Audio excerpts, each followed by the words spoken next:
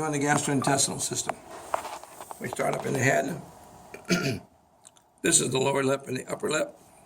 The space between the lip and the teeth is the oral vestibule. This is the oral cavity. This is the hard palate, the soft palate, the uvula. This is the oral pharynx. This is the laryngopharynx. Then we go into the esophagus. We follow the esophagus all the way down to the stomach. When we get to the stomach, this area right there, where the esophagus goes into the stomach, that area right there is the cardia. If I draw a line from where the esophagus goes in, this is the fundus of the stomach. This is the pylorus. So the area between the fundus and the pylorus, all of this is the body of the stomach.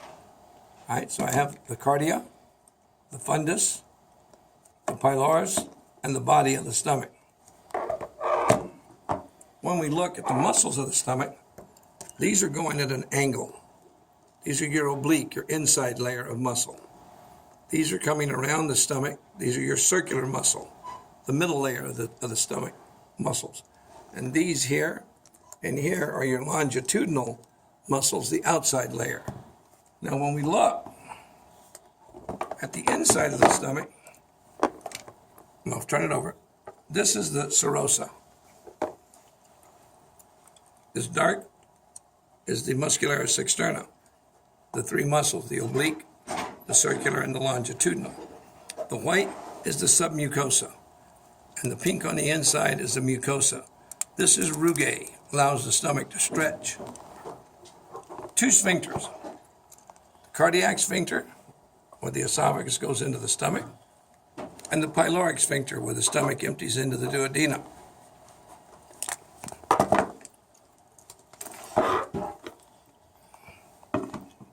This is the duodenum, and this structure coming across is the pancreas. Point to the duodenum again. Here's the duodenum. We call it the C of the duodenum. If you look at the C of the duodenum, these ridges are the permanent ridges that are always there. These ridges in the stomach, the rugae, are transient. They come and go, but these are always there. This is plica circularis, expands the area of the intestine. This is the pancreas. Pancreas, the tail, the body, and the head. This white line coming across and zigzagging down is the pancreatic duct. The little white line going straight across is the accessory pancreatic duct. The accessory pancreatic duct empties into the minor duodenal papilla. The pancreatic duct empties through the major duodenal papilla. If I say name that opening, name that space, that is the ampulla of Vater, or the hepatopancreatic ampulla. Point to it again. The ampulla of Vater, or the hepatopancreatic ampulla. What you point at? That little red opening right there. Okay. Now,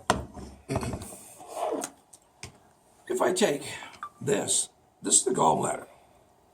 And if I take the gallbladder, I have the right hepatic duct, the left hepatic duct. This is the gallbladder, so this is the cystic duct. Right hepatic duct, left hepatic duct, and this is the common hepatic. Common hepatic and the cystic duct join, and it makes the common bile duct. And over here, you can see the common bile duct going through, coming down and joining the pancreatic duct at the major duodenal papilla. Okay? When we go through the small intestine here, I put my marker at a 45-degree angle. Anatomists put it straight across, but I'm a clinician, so I put it at a 45. Don't jump in. Duodenum, jejunum, ileum. The ileum joins the large intestine where the ileum joins the cecum. This is called the ileocecal valve. Ileocecal valve. So the cecum, hanging off the cecum is the vermiform appendix. This is my ascending colon. It comes up to this turn. This turn can be called the hepatic flexure, the left colic flexure, or the left hypochondriac flexure. Once I'm through that turn, this is the transverse colon. Get over here, I'm going to make a 90-degree turn.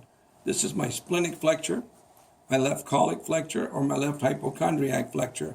And then I go down the descending colon. At the iliac crest, it goes into the sigmoid colon, which brings me back to the midline. This is the rectum, and this is the anus. These columns, these ridges are called the anal columns. This is the external anal sphincter, made out of skeletal muscle. This is the internal anal sphincter, made out of smooth muscle. Liver.